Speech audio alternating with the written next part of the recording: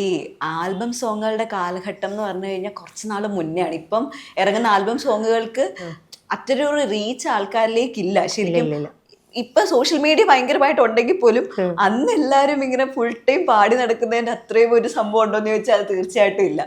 ആ സമയത്ത് ഇങ്ങനെ അത് ഭരിച്ചിരുന്ന ഒരു നായിക എന്ന് വെച്ച് നോക്കുമ്പോ എന്താ തോന്നുന്നത്? ആ സമയത്ത് നമുക്ക് അങ്ങനെ ഫീൽ ഒക്കെ ഈ അന്നത്തെ ഒന്നും സോഷ്യൽ മീഡിയ ഇല്ല, നമുക്ക് ഇൻസ്റ്റഗ്രാമോ ഫേസ്ബുക്കോ ഒന്നുമില്ല. നമ്മൾ ലൊക്കേഷനിൽ പോകുമ്പോൾ നമ്മൾ ആൾക്കാർ കാണും. അപ്പോൾ അങ്ങനെയാണ് അവരുടെ റെസ്പോൺസ് ഒക്കെ അറിഞ്ഞത്, കാരണം അവരുടെ സ്നേഹം. കാരണം എനിക്ക് തോന്നുന്നു കാത്തിരുന്ന് നിൽക്കാൻ ഇറങ്ങിയ സമയത്ത് തന്നെ ആ ആൽബം തന്നെ ഭയങ്കര ഹിറ്റായി. അന്നൊക്കെ ഗൾഫ് നാടുകളിൽ ഈ പ്രവാസികളൊക്കെ നാട്ടിൽ വരാൻ ഒരുപാട് വർഷങ്ങളൊക്കെ കഴിഞ്ഞിട്ടല്ലേ, അപ്പോൾ അവർക്കൊരു റിലീഫ് കൂടിയായിരുന്നു ഈ ആൽബംസ്. മുസ്ലിം സോങ് ആണ് കൂടുതൽ ഈ ഒരു മലബാർ ഏരിയയിലുണ്ടായിരുന്നത്. അപ്പം അവർക്ക് ഭയങ്കരമായിട്ട് ഇഷ്ടപ്പെട്ടു. അതിനുശേഷം എനിക്ക് തോന്നുന്നു ആ ആൽബം കഴിഞ്ഞതിന് ശേഷം പിന്നെ ഞാൻ തിരിഞ്ഞു നോക്കിയിട്ടില്ല. ഒരുപാട് വർക്കുകൾ ചെയ്തു. അങ്ങനെയാണ് ഈ ഒരു ദിൽഹേ ഫാത്തിമ. ദിൽഹേ ഫാത്തിമ എടുത്തു പറയാൻ കാരണം അത് ഇന്നിപ്പോൾ നോക്കിയാലും സോഷ്യൽ മീഡിയ നോക്കിയാലും ആ ഒരു സോങ് ട്രെൻഡ് ആയിക്കൊണ്ടിരിക്കുകയാണ്. അത് മാത്രമല്ല, ചേച്ചിയുടെ ആൽബംസിന്റെ ഏറ്റവും മെയിൻ ആയിട്ടുള്ള കാര്യം എന്താണെന്നറിയോ? കമന്റ് സെക്ഷനിലേക്ക് യൂട്യൂബിൽ പോയി കഴിഞ്ഞാൽ 2026 ഇന്ന ഡേറ്റിൽ കാണുന്നവരുണ്ടോ എന്ന് ചോദിച്ചിട്ടുള്ള കമന്റ്സുകൾ ഇപ്പോഴും ഉണ്ട്. അപ്പൊ സ്റ്റിൽ അത് ഭയങ്കര റെലവെന്റ് ആണ്. അപ്പം ഇപ്പോഴെന്താണ് അതിലേക്കൊന്നും അധികം ആക്റ്റീവ് അല്ലാത്തത്? ഇപ്പം ആക്റ്റീവ് അല്ലാത്ത, ഞാൻ അഭിനയം നിർത്തിയതോ അങ്ങനെ ഒന്നുമല്ല. കല്യാണം 24 വർഷം വരെ ഞാൻ പറഞ്ഞില്ല, 16 വയസ്സ് തൊട്ട് 22 വയസ്സ് വരെ ഞാൻ വർക്ക് ചെയ്തിട്ടുണ്ടായിരുന്നു. പിന്നെ ഒരു 2 വർഷത്തിൽ 1-2 പടം ചെയ്തു, അങ്ങനെ ഗ്യാപ്പ് വന്നു. ഒരു 24 കല്യാണം കഴിഞ്ഞു. കുറച്ച് വർഷം കഴിഞ്ഞപ്പോൾ വീണ്ടും ഞാൻ ചെയ്തു. പിന്നെ മക്കളൊക്കെ, നമ്മുടെ ഫാമിലി ആകുമ്പോൾ നമ്മൾ കുറച്ചും കൂടി ഒതുങ്ങും. കാരണം പിള്ളേർക്ക് വേണ്ടിയിട്ട് അവരുടെ ഒരു ഏജ് കഴിഞ്ഞാൽ. ഇപ്പം ഇടയ്ക്ക് മോനായപ്പോൾ ഞാനൊരു ആൽബം ചെയ്തു, അതും ഭയങ്കര ഹിറ്റായി. അങ്ങനെ ഇപ്പം രണ്ടാമത്തെ മോനെ, അവനിപ്പോൾ 2 വയസ്സായി. അപ്പം ഇനിയിപ്പം വർക്ക് വരുന്ന ചെയ്യണം, നല്ല ചെയ്യണം, അങ്ങനെയൊക്കെ ആഗ്രഹമുണ്ട്. ഓക്കെ. ഈ എല്ലാവരുടെയും ക്രഷ് എന്ന് പറയുമ്പോൾ കല്യാണാലോചനകൾ വരെ ആ സമയത്ത് ഒരുപാട് വന്നിട്ടുണ്ട് എന്ന് ഞാൻ കേട്ടിട്ടുണ്ട്. അതെ. അതിന്റെ കഥ എന്താ? ശരി, കല്യാണാലോചന വന്നിട്ടുണ്ട്. കാരണം എല്ലാവരും എന്നെ വിചാരിച്ച് ഞാനൊരു മുസ്ലിമാണ്. കാരണം ആരും എന്നെ അങ്ങനെ പൊട്ടുവിട്ടിട്ടൊന്നും കണ്ടിട്ടില്ല. ഞാൻ കൂടുതലും കാണുന്നത് ലൊക്കേഷനിൽ വരുമ്പോൾ ഞാൻ തട്ടിട്ടിട്ടായിട്ടുള്ള ഉള്ളത്. അപ്പം അങ്ങനെയാണെന്ന് തോന്നുന്നു. ഗൾഫിൽ നിന്നൊക്കെ കുറേ കല്യാണാലോചനകൾ വന്നിട്ടുണ്ട്. അപ്പോഴാണ് പറയുന്നത്, അല്ലെങ്കിൽ അച്ഛൻ്റെ അടുത്ത് ചോദിക്കൽ, ഫോൺ ചെയ്യും. അന്നൊക്കെ നമുക്ക് മറ്റേ ഫോണല്ലേ, വീട്ടിൽ വിളിക്കുമ്പോൾ പറയാം, അല്ല അങ്ങനെ ഹിന്ദുവാണ്, അയ്യോ ഞങ്ങൾ മുസ്ലിമാണെന്ന് വിചാരിച്ച അതുകൊണ്ടാണ് കേട്ടോ എന്ന് ചെയ്യും. അതൊക്കെ പക്ഷേ നമുക്കൊരു സന്തോഷമില്ല. കാരണം നമ്മൾ അങ്ങനെയൊക്കെ ആൾക്കാർ സ്നേഹിക്കും. ഇപ്പോഴും ചേച്ചി പറഞ്ഞ പോലെ നമ്മുടെ ഇൻ്റർവ്യൂസിൽ അല്ലെങ്കിൽ ആൽബത്തിനടിയിലൊക്കെ നമ്മളിഷ്ടമാണ്, ഞങ്ങൾ ഇപ്പോഴും സ്നേഹിക്കുന്നുണ്ട്, ഇനിയും തിരിച്ചു വരണം എന്നൊക്കെ പറയുമ്പോൾ അത് കാണുമ്പോൾ എല്ലാവർക്കും കിട്ടുന്ന ഒരു ഭാഗ്യമല്ല. എന്തായാലും എനിക്ക് ആ ഒരു ഭാഗ്യം കിട്ടിയിട്ടുണ്ട്, സന്തോഷം. ഓക്കെ. അങ്ങനെ ആ സുന്ദരീനെ കല്യാണം കഴിച്ചത് അവസാനം ഇദ്ദേഹത്തിനാണല്ലേ കിട്ടിയത്? അതെ. അദ്ദേഹം സിനിമയിൽ അസോസിയേറ്റ് ഡയറക്ടറാണ്. അപ്പം ഞങ്ങൾ അതായത് കല്യാണം കഴിഞ്ഞിട്ടും വർക്കായിട്ട് ബന്ധപ്പെട്ട് കാര്യങ്ങളും സംസാരങ്ങളും എല്ലാം ഉണ്ട്. അതാണ് ഞാൻ ഈ ഒരു ഫീൽഡ് വിട്ട് പോയിട്ടില്ല എന്നുള്ളൊരു ഫീൽ എനിക്ക് എപ്പോഴും ഉണ്ടാവും. ആളും അത് തന്നെ ആയതുകൊണ്ട് നല്ല സപ്പോർട്ടാണ്.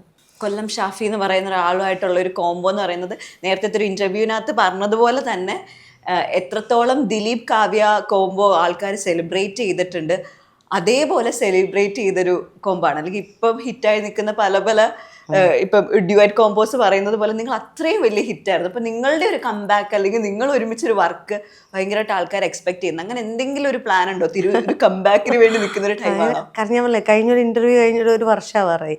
അപ്പം ഇതിൽ കമൻറ്റിൽ തന്നെ ഇപ്പോഴും ആൾക്കാർ കമൻറ്റ് ചെയ്യാറുണ്ട്, വർക്ക് ഇനിയും തിരിച്ചു വന്നൂടെ, ഈ പറഞ്ഞ പോലെ ഷാഫിക്കയുടെ കൂടെ. എനിക്ക് തോന്നുന്നു ഷാഫിക്കയുടെ കൂടെ തന്നെ ഞാൻ കൂടുതലും വർക്ക് ചെയ്തിട്ടില്ല. പക്ഷെ ആ ഒരു കോംബോ ജനങ്ങൾക്ക് ഭയങ്കര ഇഷ്ടമാണ്. അന്നത്തെ ആ ഒരു ഹിറ്റ് ഇപ്പം എനിക്ക് തോന്നുന്നു ഇപ്പോഴും ആ സോഷ്യൽ മീഡിയയിൽ ട്രെൻഡ് ആയിട്ടുണ്ട്. വർക്ക് ചെയ്യുമോയെന്ന് അറിയില്ല, നമുക്ക് ചെയ്യണം ആഗ്രഹമുണ്ട്. ഇടയ്ക്ക് ഷാഫിക്ക വിളിച്ചിട്ടുണ്ടായിരുന്നു ആ ഇൻ്റർവ്യൂ കണ്ടപ്പം. അപ്പോൾ പറഞ്ഞു നമുക്കൊരു വർക്ക് ചെയ്യണം എന്നൊക്കെ പറഞ്ഞിട്ടുണ്ട്. അപ്പോൾ നോക്കാം ഇൻഷാ അല്ലാ.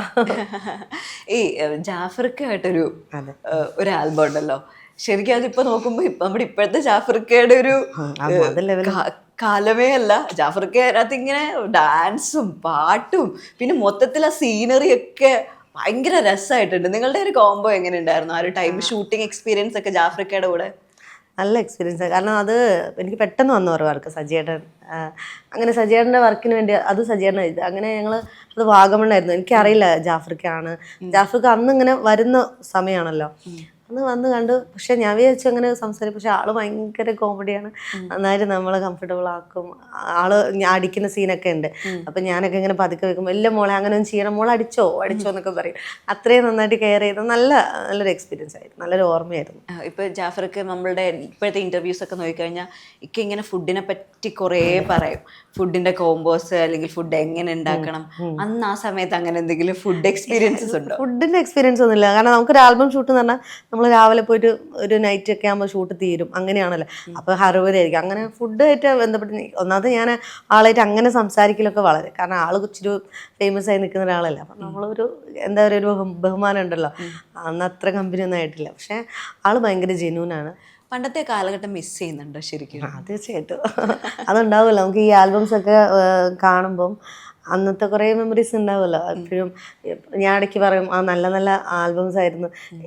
ചെയ്യുന്ന ഒരു വർക്കാണെങ്കിലും അത് നല്ല വർക്കാണെങ്കിലും അത് മതി ആൾക്കാർക്ക്. അങ്ങനത്തെ ഇനിയും വരണം, ചെയ്യണം എന്നൊക്കെ ഉണ്ട്. ഈ ഷൂട്ടിംഗ് സെറ്റിൽ നിന്ന് ഷൂട്ടിംഗ് സെറ്റിലേക്ക് ഇങ്ങനെ പറന്ന് നടന്നൊരു സുനിതയുണ്ട്. ആ സുനിതനെ എങ്ങനെ ഇപ്പൊ നോക്കി കാണുന്നത്? അതാ ഞാൻ പറഞ്ഞത്, അതൊക്കെ ഇപ്പൊ ആലോചിക്കുമ്പോൾ ഞാൻ പറഞ്ഞില്ലേ, അതൊക്കെ ഞാൻ കേട്ടിട്ടുള്ളൂ, ഇങ്ങനെ ലൊക്കേഷനിലേക്ക് പോവാ.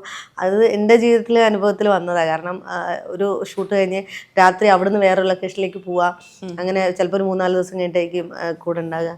അതിന് കൂടെ സപ്പോർട്ടായിട്ട് എൻ്റെ അമ്മ, അച്ഛൻ ഫുൾ ടൈം കൂടെ ഉണ്ടായിരുന്നു. ഏറ്റവും കൂടുതൽ സപ്പോർട്ട് ചെയ്തിരുന്നു ഈ കാര്യത്തിൽ ഫാമിലി തന്നെയായിരുന്നു. അച്ഛൻ, അമ്മ, ചേച്ചിമാര് എല്ലാവരും, ഫാമിലീസും റിലേറ്റീവ്സും എല്ലാവർക്കും സന്തോഷം. കാരണം അവർക്കൊക്കെ അത് സുനിതയുടെ ഫാമിലി ഫ്രണ്ടാണ്, അല്ലെങ്കിൽ അവരുടെ റിലേറ്റീവ്, അവർക്കും ഒരു അഭിമാനം, പ്രൗഡായിരുന്നു.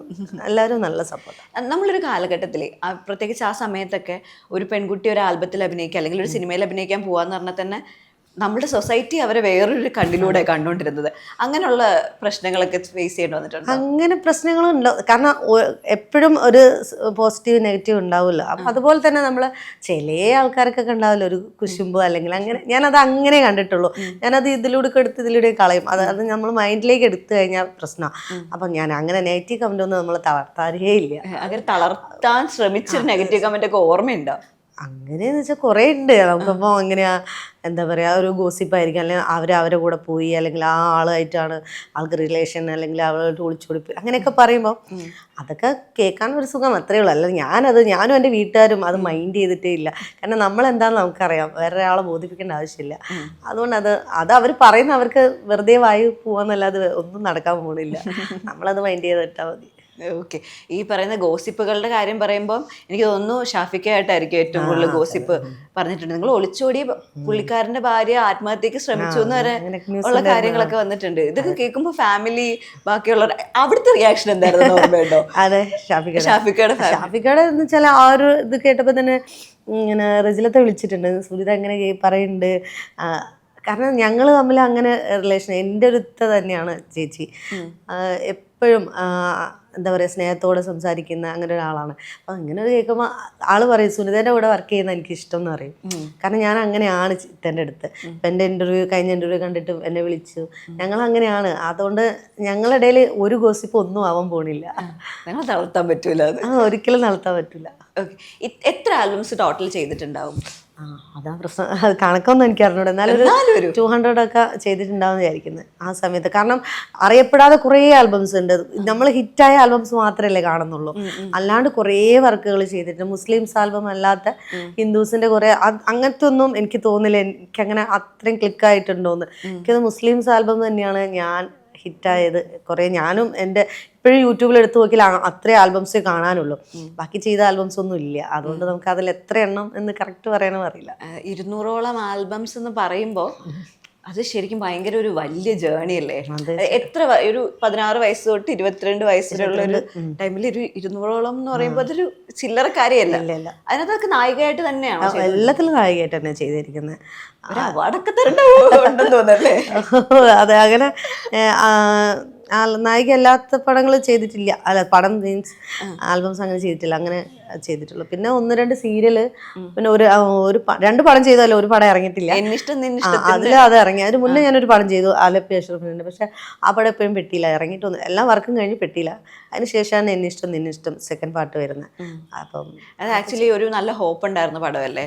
കാരണം ലാലേട്ടന്റെ അത്ര ഒരു ഹിറ്റായ പടത്തിന്റെ നല്ലതല്ലായിരുന്നു. പക്ഷെ അത് അത്ര ഓടിയില്ല കേട്ടോ. പക്ഷേ എനിക്കത് മതി, കാരണം എനിക്കൊരു പടം ചെയ്യണമെന്ന് ആഗ്രഹം ഉണ്ടായിരുന്നു. അങ്ങനെ ഒരു പടം ചെയ്തു, അത് സന്തോഷം. ഓക്കെ.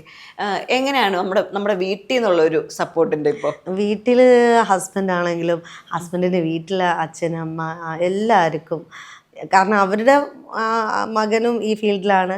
പിന്നെ ഇപ്പം എന്നെ കല്യാണം കഴിച്ച ആളും ഞാൻ നേരത്തെ പറഞ്ഞു ആളും ഫിലിം ഫീൽഡിലാണ്. അതുകൊണ്ട് എനിക്ക് എപ്പോഴും സപ്പോർട്ട് ചെയ്യുള്ളൂ. നല്ല വർക്ക് വന്നാൽ ആൾ ചെയ്തോന്ന് തന്നെ പറഞ്ഞിട്ടുള്ളൂ. ഒരിക്കലും ഇന്ന് ചെയ്യണ്ട, അല്ലെങ്കിൽ സിനിമയാണെങ്കിലും നല്ലത് വരുമ്പോൾ നമുക്ക് നോക്കാം, ചെയ്യാം. ഈ നായികയ്ക്കുള്ളൊരു വരവേൽപ്പ് എങ്ങനെയുണ്ടായിരുന്നു ആ വീട്ടിൽ? അയ്യോ, അവർക്ക് സന്തോഷമായിരുന്നു. കാരണം ഞങ്ങൾ വീടിൻ്റെ അടുത്ത് തന്നെയാണ്. അപ്പം അധികം ഗ്യാപ്പൊന്നുമില്ല. ഞങ്ങൾ ഫാമിലി ആയിട്ടും അറിയുന്ന ആൾക്കാരായിരുന്നു. അതുകൊണ്ട് അവർക്കതൊരു പുതുമയോ അല്ലെങ്കിൽ ഞാനൊരു അഭിനയിക്കുന്ന ഒരാൾ അങ്ങനെയൊന്നുമല്ല. സാധാരണ വീട്ടിലൊരു കുട്ടി അങ്ങനെ തന്നെയാണ് കണ്ടിരിക്കുന്നത്.